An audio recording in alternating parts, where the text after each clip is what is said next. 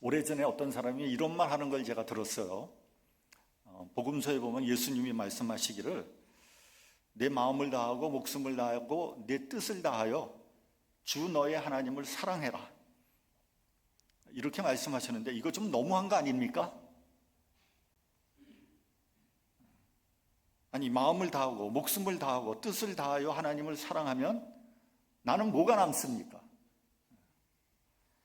사랑은 서로 주고받는 것인데 하나님만 그렇게 사랑하라고 하는 것은 내가 너무 손해보는 거 아닙니까? 그렇게 얘기하는 사람이 있었어요. 여러분은 어떻게 생각하십니까? 일리가 있다고 생각하십니까? 너무 일방적인 요구라고 생각하지 않으십니까? 본문 5절 말씀을 이스라엘 사람들은 히브리어로 쉐마라고 부릅니다. 이 쉐마라는 그 말의 뜻은 들으라, 이런 뜻입니다. 지금도 유대인의 집에 가보면 기둥이나 문에다가 이 신명기 6장 5절 말씀을 써놓는다고 합니다. 심지어는 어떤 사람들은 문 옆에다 새겨놓는다고 합니다. 그래서 들어갈 때 나올 때 그 성경 구절을 암송하는 거죠. 그리고 그 부분에 입을 맞추기도 한다고 합니다. 이 말씀은 유대인들의 신앙 고백이고요, 신앙 교육의 핵심입니다. 신앙 교육이라고 하면 우린 유대인을 생각하지 않을 수 없습니다.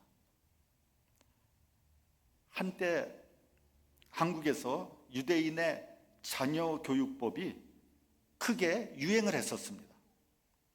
이스라엘에 유학한 사람이 이스라엘에 가서 어깨 넘어서 배운 거하고 또 이스라엘 사람이 쓴 자녀 교육에 관한 그런 책 몇 권에서 이렇게 발췌해서 강의를 했는데 그게 대히트를 쳐서 이 사람이 여기저기 불려다니면서 돈을 많이 벌었다는 거예요.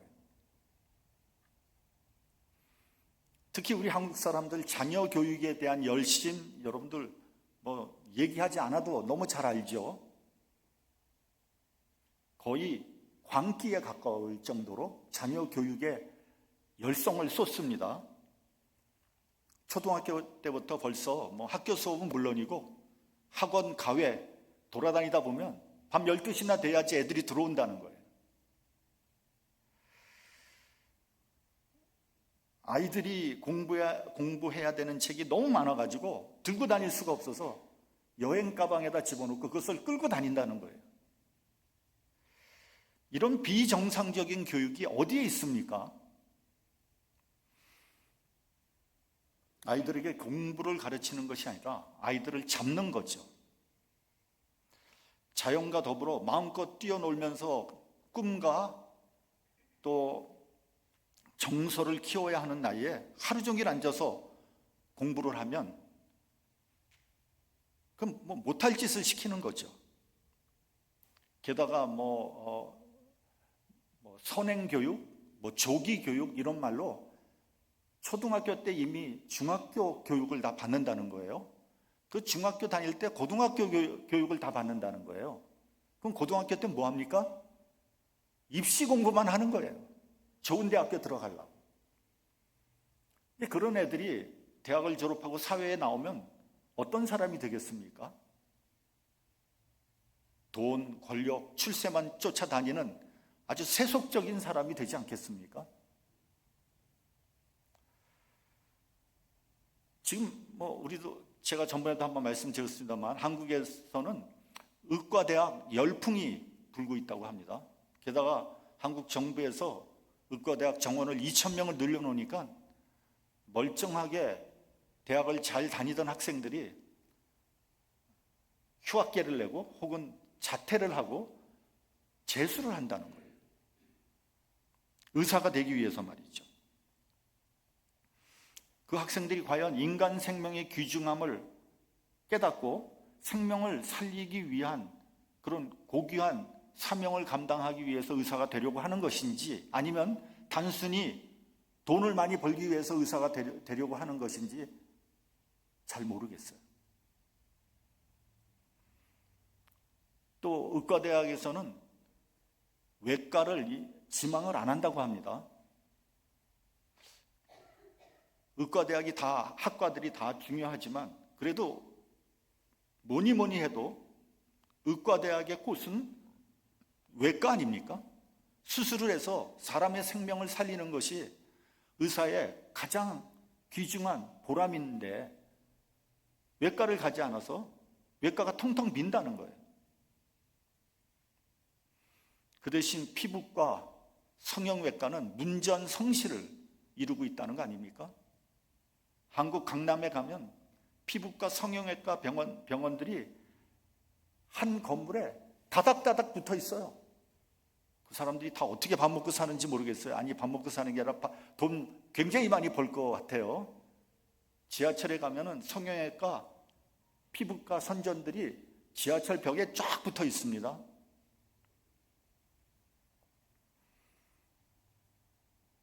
그런 의사들을 과연 제대로 된 의사라고 말할 수 있을까?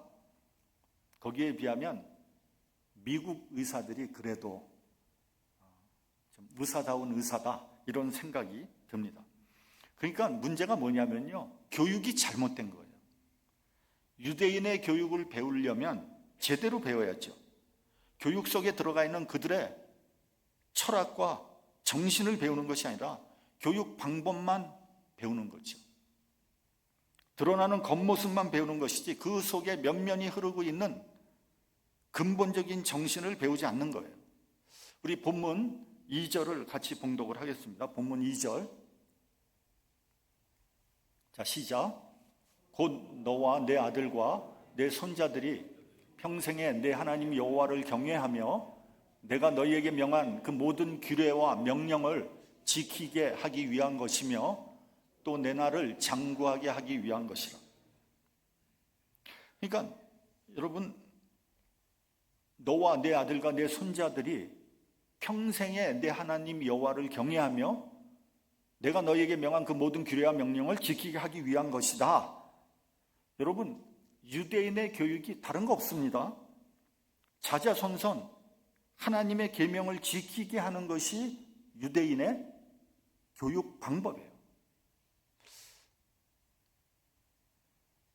여러분, 하나님을 사랑하라. 하나님을 사랑하는 것은 어떻게 해야지 하나님 사랑하는 겁니까? 아니, 하나님 어떻게 사랑해야 되죠?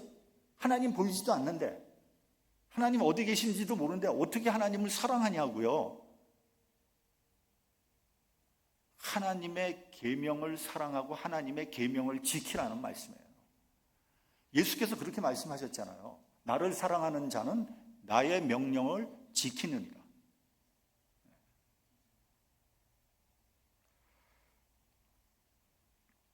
그러니까 유대인들은 어려서부터 학교나 회당에 가서 하나님 계명을 배우고 지키게 합니다. 특별히 모세오경, 우리가 잘 아는 것 같이 창세기, 출애굽기, 레위기, 민수기, 신명기, 이 5권은 어린아이 때부터 거의 외다시피 해요. 그리고 성경을 읽고 치열하게 토론합니다. 서로 물어보고 서로 대답합니다. 그렇게 배운 아이들이 세계 최고의 석학이 되는 거예요. 그러면 이스라엘 사람들이 특별히 머리가 좋아서 그렇게 하느냐? 아닙니다. 머리가 좋은 것은요, 오히려 동양 사람들이 머리가 좋다는 거예요. 한국, 중국, 일본 사람들의 평균 IQ가 105에서 106 정도 된다는 거예요. 근데 유대인, 그 신문에 보니까 유대인들은 평균 IQ가 96밖에 안 된다는 거예요. 그리고 여러분 보십시오. 유대인의 인구가 전 세계에 한 1,500만 정도 된다고 합니다. 그러니까 그러면 전 세계 인구의 0.2%밖에 안 되는 거예요. 근데 노벨 과학상의 25%를 유대인들이 휩쓸고 있어요. 그리고 미국 대학 교수의 30%가 유대인이라는 거 아닙니까? 그거에 비하면 우리나라 인구는 남북한 합하고 전 세계에 퍼져 있는 우리 동포들까지 다 합하면 한 8천만 정도 되는데 여태까지 노벨 과학상 단 한 개도 못 받았다는 거 아닙니까? 아니, 그렇게 미친 듯이 공부를 시켰는데, 그렇게 열성을 냈는데 이게 어떻게 된 겁니까? 이게 뭔가가 잘못된 거 아닙니까? 네 하나님 여호와를 사랑하라. 이 말씀이 유대 교육의 기본이며 핵심이에요. 마음을 다하여란 말은 너의 지식과 재능을 다하여 하나님 사랑하라는 거예요. 성품을 다하여, 이 말은요, 성품은 우리의 감성과 인격을 말하는 것으로 우리의 기쁨과 행복이 어디서 오냐면 하나님으로부터 온다는 것을 알고 인격 전체를 기울여서 하나님을 사랑하라는 거예요. 또 힘을 다하여 하나님을 사랑하라고 했습니다. 이처럼 구체적으로 내 생활 전부를 기울여서 하나님을 사랑하라는 것이 그들의 교육 이념이고 철학이에요. 그러니까 여러분, 교육 또 윤리 도덕 이런 것 모든 것을 다 떠나서 하나님 사랑이 제일 우선한다라는 말씀이에요. 하나님 사랑을 빼고는 원천적으로 교육이 불가능하다, 이렇게 그 사람들은 생각하고 있는 거예요. 그런데 여러분, 우리의 교육을 보십시오. 우리는 하나님의 사랑 가르치지 않습니다. 이제는 미국에서도 미국 공립학교는요, 기도 못합니다. 성경 못 가르칩니다. 그리고 맨 세상 살아가는 방법만 가르쳐 주는 거예요. 요즘 현대 교육이라는 것이 어떻게 하면 돈 잘 버느냐, 어떻게 하면 출세하느냐, 그 방법을 가르쳐 주고 있거든요. 하나님의 사랑을 가르치지 않으니까 그 누구도 사랑하지 않아요. 사랑이 메말랐어요. 그래서 요즘 사람들이 얼마나 각박한지 모릅니다. 상대방을 전부 경쟁 상대자로 생각하고 전부 적으로 생각하는 거예요. 어떻게 하면 상대방을 꼬꾸라뜨릴까? 어떻게 하면 상대방을 짓누르고 내가 올라갈까? 어떻게 하면 상대방을 죽여버릴까? 그런 생각을 갖고 있는 거예요. 왜요? 경쟁 상대니까, 적이니까. 여러분, 미국 사회 총기 사건이 끊이지 않고 벌어지잖아요. 저는 그것도 하나의 원인이다, 그런 생각을 합니다. 무의식적으로 상대방을 죽여야 되는 대상으로 생각하고 있는 거예요. 정신 좀 나간 친구들이 그냥 총 가지고 막 사람들, 그냥 무고한 사람을 막 죽이는 거 아닙니까?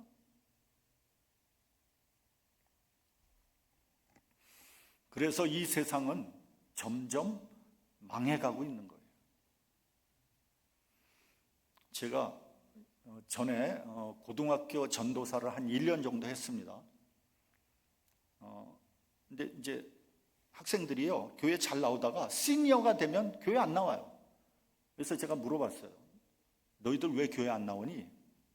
그랬더니 대학교 가야죠. SAT, ACT 공부 준비하고 그러라고, 공부하느라고 교회 못 나온다는 거예요. 그리고 부모들이 교회 나가는 거 싫어한다는 거예요. 시니어 때는.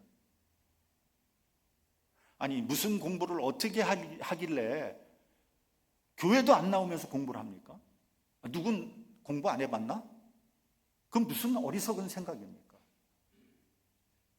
아니, 공부하다가 좀 머리도 식힐 겸, 좀 재충전들 할 겸 교회 나와야죠.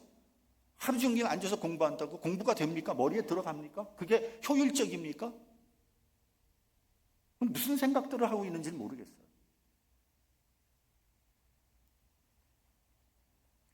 그렇게 죽어라고 공부해가지고 예를 들면 하버드 대학 들어갔다고 칩시다. 근데요, 미국 사람들은요, 할 거 다 하고 하버드 대학 가거든요. 그럼 죽어라고 공부해가지고 정말 기를 쓰고 공부해서 하버드 대학 들어간 사람하고 이것저것 다 할 거 다 하고 스포츠하고 취미 다 하고 그러면서 하버드 대학 들어간 사람, 경쟁이 되겠습니까? 그래서요, 제가 듣기로는 우리 동양 학생들 가운데 초인류 대학에서 따라가질 못해서 낙제하는 애들이 제법 많다는 거예요. 아니, 그렇게 길을 쓰고 꼭 아이비리그 꼭 가야 됩니까? 아니, 거기 못 가면은 행복하지 않은 거예요? 거기 안 가면은 뭐 못 사는 거예요? 저는 너무 난리치는 사람들한테 좀 묻고 싶어. 정말 꼭 스탠포드 가야 됩니까? 꼭 예일 꼭 가야 됩니까? 샴페인 가면 안 돼요? 답답해요, 정말. 공부 잘해요. 근데 하나님 사랑하지 않고 이웃을 사랑하지, 그거 인간 되겠어요? 그거 인간 되겠냐고요? 내가 왜 괜히 열을 내지? 그러니까 여러분, 하나님을 사랑하는 것이 교육의 기본이고 시작이에요. 그러면 왜 우리가 하나님을 사랑해야 됩니까? 하나님께서 먼저 우리를 사랑하셨기 때문에 그런 거예요. 요한일서 4장 19절에 보면 우리가 사랑함은 그가 먼저 우리를 사랑하셨음이라 이렇게 돼 있어요.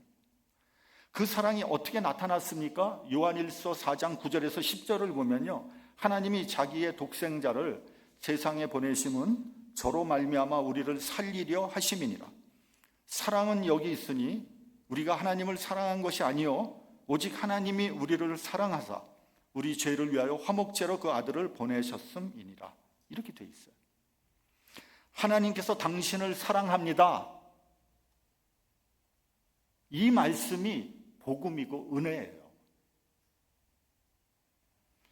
하나님이 나를 사랑한다는 것을 진짜 깨닫게 되면요, 우린 믿음을 갖게 되고 구원을 얻게 되는 거예요.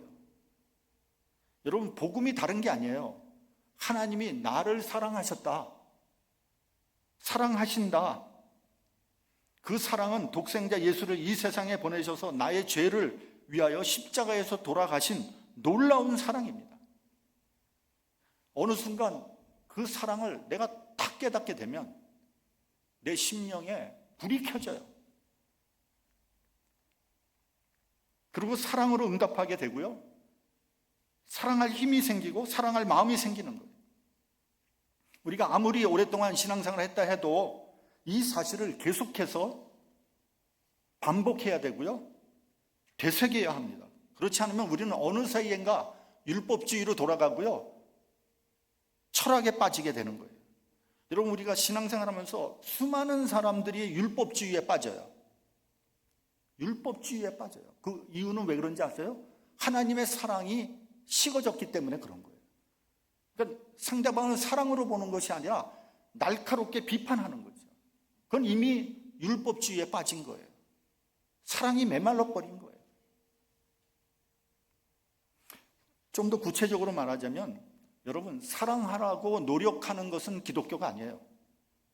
사랑하라고 명령하는 것도 기독교가 아니에요. 사랑하면 복 받는다, 그건 복음이 아니에요. 하나님께서 당신을 사랑하십니다, 이것이 참 복음이에요. 진짜 복음이에요. 하나님께서 나를 사랑하시는 그 사실에 대하여 감격하는 것이 은혜예요. 그것을 알게 되면 가슴에 열정이 생기고 성령으로 충만해지고 모든 일이 가능하게 됩니다.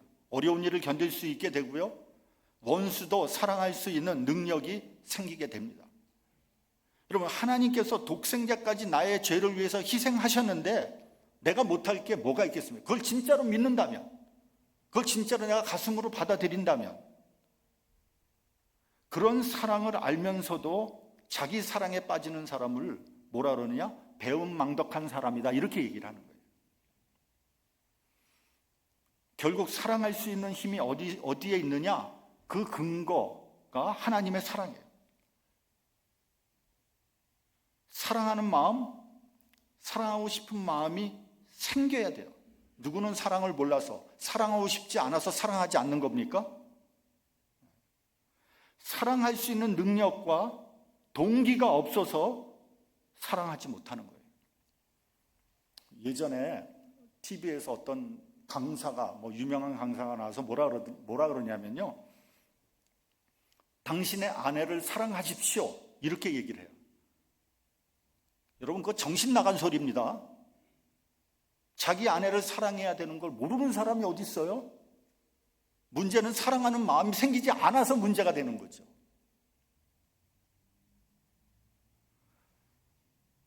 누가 그렇게 하라고 한다고 할 수 있는 겁니까? 몰라서 못하는 것이 아니에요. 다 알고 있는데 사랑하는 마음이 생기지 않기 때문에 못하는 거예요. 여러분, 내 마음을 내 마음대로 못합니다.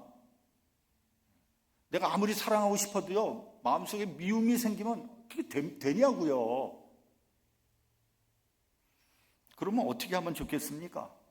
어떻게 해야지 사랑하는 마음이 생기게 될 것입니까? 다른 방법이 없습니다. 하나님의 사랑을 깨닫는 것뿐이에요. 여러분, 요즘에는 이제 오래 살잖아요. 오래 살아서 부부가 결혼을 하면요, 40년, 50년 보통 삽니다. 계속 부부간에 서로 사랑이 계속 존재하면 얼마나 좋겠습니까? 처음에는 불같이 사랑하다가 그 사랑이 점점 식어가요. 그러다 나중에 권태기가 돼요. 나중에 어떤 생각 드냐면 헤어질 결심을 합니다. 그래서 결혼을 하고 황혼 이혼까지 하는 거 아닙니까? 그런데요, 보면은 또 여건이 안 되는 분들이 있어. 헤어지면은 수입도 안 되고 여건이 안 돼. 그러면 어떻게 삽니까? 의리로 사는 거지. 이를 악물고 의리를 가지고 사는 거지. 여러분, 어떻게 해야 합니까? 그냥 이대로 그냥 체념하면서 살아야 합니까? 하나님의 깊은 사랑을 깨닫고 그 사랑을 느끼면요, 부부의 사랑도 회복됩니다. 회복돼요. 이건 제가 깨달은 거예요. 이건 그냥 이론으로 얘기하는 게 아니라 제가 깨달았다니까. 여러분들 반응이 전혀 없어. 마태복음 22장에 보면 한 율법사가 예수님에게 나와서 물어봅니다. 시험을 하면서 물어봤다. 이렇게 되어 있어요. 선생님이요, 율법 중에 어느 계명이 큽니까? 예수께서 내 마음을 다하고 목숨을 다하고 뜻을 다하여 주 너의 하나님을 사랑하라 하셨으니 이것이 크고 첫째 되는 계명이라, 이렇게 대답하셨어요. 신명기 6장 5절 말씀을 인용하시면서 그 계명이 모든 계명보다 중요하다는 거예요. 이어서 둘째는 그와 같으니 내 이웃을 내 몸과 같이 사랑하라고 하셨어요. 레위기 19장 18절 말씀을 인용하셨어요. 여기서 우리가 눈여겨봐야 되는 것은 그와 같으니입니다. 여기서 같으니라는 말의 그 원어를 보면 호모이아 이렇게 돼 있어요. 이 말의 뜻은 동등하다, 상호 보완적이다, 이런 뜻입니다. 그러니까 종합해 보면 이런 거예요. 우선 하나님께서 나를 사랑하셨어요. 내 죄를 위하여 독생자를 보내어 제물로 삼을 만큼 사랑하셨어요. 그 하나님의 사랑을 체험한 사람은 하나님을 마음과 목숨과 뜻을 다하여 사랑하게 되는 거죠. 왜요? 하나님께서 독생자까지 주셔서 나를 사랑하셨으니까. 그것을 내가 마음으로 깨달으면 하나님을 사랑할 수밖에 없는 거죠.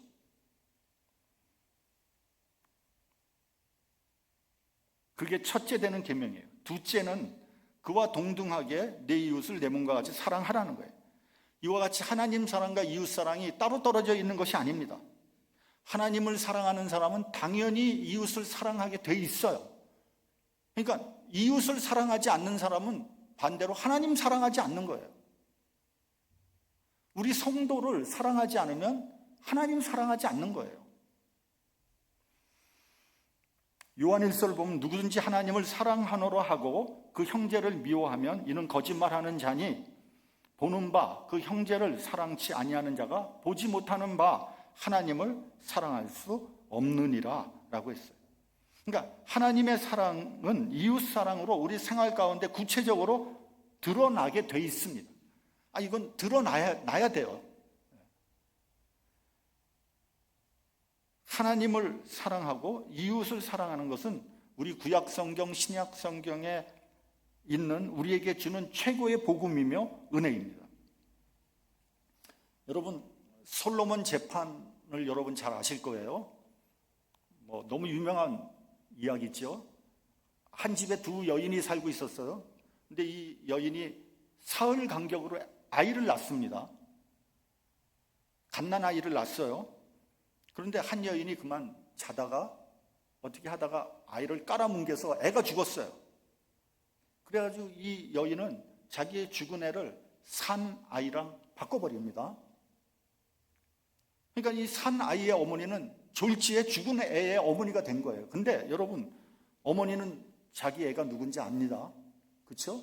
자기가 낳았으니까 자기 애가 누군지 알아요. 그러니까 이 두 여인은 산 아이가 다 자기 아이라고 주장을 하는 거예요. 그래서 솔로몬 왕 앞에 나와서 재판을 받습니다. 이 재판의 핵심이 뭡니까? 많은 사람들이 솔로몬은 지혜로워서 올바른 판단을 해서 재판을 잘했다, 이렇게 이해를 합니다. 근데 저는 좀 다르게 해석합니다. 저는 이것을 이 이야기를 사랑은 반드시 드러나는 것이라고 저는 이해를 합니다. 그러니까 솔로몬이 어떻게 판단을 합니까? 저 산 아이를 반으로 뚝 나눠가지고 하나씩 나눠 가져라. 그러니까 산 아이의 엄마가 그 아이를 위하여 마음이 불붙는 것 같았다. 그 아이가 아이를 보고 마음이 불붙는 것 같았다. 저는 이 에피소드의 가장 핵심은 바로 이 부분이라고 생각합니다. 그러니까 이 여인은 왕에게, 솔로몬에게 간청합니다. 산 아이를 저 여자에게 주십시오. 그리고 제발 죽이지 말아 주시옵소서.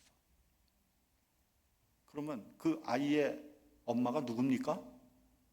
금방 다 드러나는 거 아니에요? 사랑은 숨길 수 없으며 반드시 드러나게 돼 있는 거예요. 본문 6절을 보면 내가 명하는 이 말씀을 마음에 새기라고 했어요. 마음에 새긴다는 것은 무슨 말이냐 하면 마치 돌에다가 조각을 새기듯이 마음에 하나님 말씀을 새기라는 거예요. 마음에 새기면 절대로 잊어버리지 않아요. 어떤 고난이 와도, 시련이 와도, 유혹이 와도 그 마음에 새겨진 말씀으로 넉넉히 이길 수 있는 거예요. 갈라디아서 6장 17절에 보면 사도 바울은 누구든지 나를 괴롭게 말라, 내가 내 몸에 예수의 흔적을 가졌다고 했어요. 여기서 나오는 예수의 흔적은 원어 성경을 보면 스티그마라고 되어 있어요. 이 스티그마라는 단어는 영어로도 그대로 쓰죠. 깊이 새겨진 상처라는 뜻이에요. 예수님을 믿기 때문에 갖게 되는 깊은 상처예요. 지워지지 않는 영광의 상처인 거예요. 여러분, 내 안에 이와 같이 지워지지 않는 예수의 흔적이 있습니까? 그게 있어야지 어떤 시련과 고난이 와도 그 말씀으로 이겨나갈 수 있는 거예요. 베트남 전쟁 중에 포로로 잡혔던 미군 제레마야 덴턴이라는 사람이 있었습니다. 그는 지독한 고문을 받으면서 무려 7년 동안 지하 감옥 독방에서 보냈다고 합니다. 이 사람이 석방된 다음에 기자들이 물어봤대요. 당신은 어떻게 7년 동안 그 지하 감옥 독방에서 그 고통을 참으면서 그 고독 가운데 살아서 돌아올 수 있었습니까? 그는 이렇게 대답했다고 합니다. 어릴 때부터 기억하고 있던 성경 구절을 계속해서 암송했습니다. 묵상했습니다. 그 말씀을 통해서 하나님과 교제를 했고요. 그 말씀이 기도가 되었고 그 말씀을 통해서 말할 수 없는 위로와 힘을 얻었습니다. 그 마음에 새겨진 말씀으로 그 혹독한 고난을 이기고 살아서 돌아올 수 있었던 거죠. 그는 나중에 알라바마 주 상원의원이 되었다고 합니다. 본문 7절에 보면 내 자녀에게 부지런히 가르치라 했어요. 여기서 부지런히 가르치라는 말은 반복해서 가르치라는 거예요. 리피트하라는 거예요. 계속 반복해서. 그래서 내 몸에 배일 정도로, 아주 자동으로 나올 정도로, 자동으로 반응을 할 정도로 그렇게 가르치라는 거예요. 여러분, 신앙 교육은요, 반복해서 하는 거예요. 그건 나 다 알아. 그게 아니라요, 다 알아도 그걸 반복해서 듣는 거예요. 그래서 내 몸에 배워야 돼요. 그래서 본문에 보면은요, 집에 앉았을 때, 길을 행할 때, 누웠을 때, 일어날 때 말씀을 강론하라고 돼 있어요. 그러니까 자나 깨나 앉으나 서나 말씀을 듣고 말씀을 마음속에 간직하라는 거예요. 심지어는 어떻게 되어 있냐면요, 말씀을 손목에 메고 이마에 붙이고 다니라는 거예요. 여러분, 혹시 오소독스 유대인들 그 말씀을 조그만 상자에다 집어넣어서 손목에 메고 이마에 붙이고 다니는 거 보셨어요? 보신 적 있어요? 지금도 아마 저 시카고 어디냐, 디반 캘리포니아 그쪽에 가면요, 오소독스 유대인들 여기다 이렇게 메고 다닙니다. 상자가 여기 붙이고 다녀요. 그 정도로 철저하게 유대인들은 한 거예요.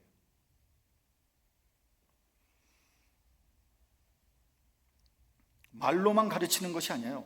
직접 몸으로 보여야 돼요. 봉사하고 희생하는 것을 자녀에게 보여야 돼요. 그리고 말과 행동이 같다는 것을 자녀들이 봐야 돼요. 그런 면에서 우리는 실패한 것 같아요. 우리 자녀들에게 믿음의 본을 보이지 못했어요. 말로는 믿음이 좋은 것 같고 기도 잘하는 것 같은데 삶을 보면 영 엉터리예요. 그래서 많은 자녀들이 실망하고 교회를 떠났어요. 여러분, 우리 2세 목회자들이 제일 선호하는 교회가 어딘지 아십니까? 제일 선호하는 교회, 중국교회라고 합니다. 중국교회. 중국교회는요, 우리 같은 동양인인데다가 완전히 아메리카나이즈 돼가지고 얘네들이 굉장히 좋아한대요. 두 번째가 미국교회라는 거예요. 우리 한인교회는 기피 대상이야. 안 가. 월급은 적게 주고 온갖 간섭은 다 하고 1.5세, 2세들을 어린아이 취급을 한다는 거예요. 걔네들 이미 다 컸거든. 솔직히 2세들이 우리 1세보다 더 똑똑하거든요. 그런 애들을 어린아이 취급하니까 누가 그런 애들이 한국교회 오겠습니까? 그래서 우리 1.5세, 2세들이 신학교도 거의 안 가지만 그나마 있는 사람들도 한국교회 안 오는 거예요. 얼마나 찾기가 어려운지 모릅니다. 보통 어려운 게 아니에요. 없어요.